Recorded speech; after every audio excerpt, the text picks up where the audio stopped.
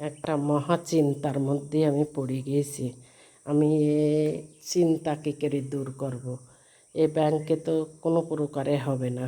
তাহলে আমার 3টি ব্যাংকের থেকে 2টো ব্যাংক ফেল খেয়ে গেছে। মানে এই এক ব্যাংকে যদি 3টি হয়তে হলো, না হয়তে বন্ধ হয়ে যাবে। আমি পেজ রাখতে পারবো না।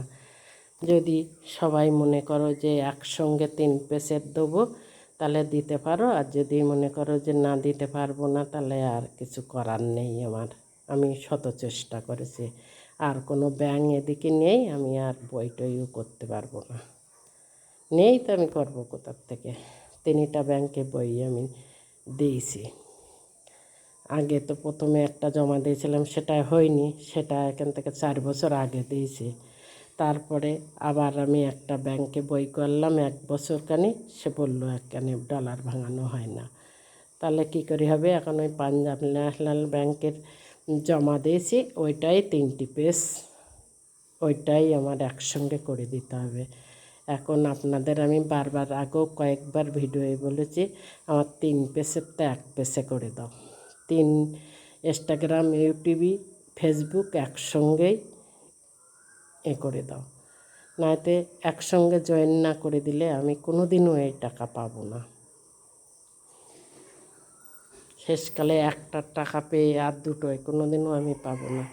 তাই বলতে চাই, আমার আর কোনো ব্যাংকের বই করার সুযোগ হবে না, এখানেও নেই। অনেক চেষ্টা করি এই পর্যন্ত নিয়ে এসছে আমার পেজগুলো।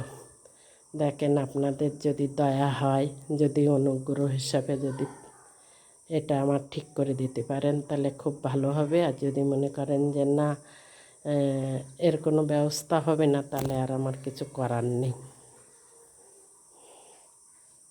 তবু আমি ভিডিওই দিতাম না, তা আমি কিভাবে দেব, তাই আমি জানাই দিলাম।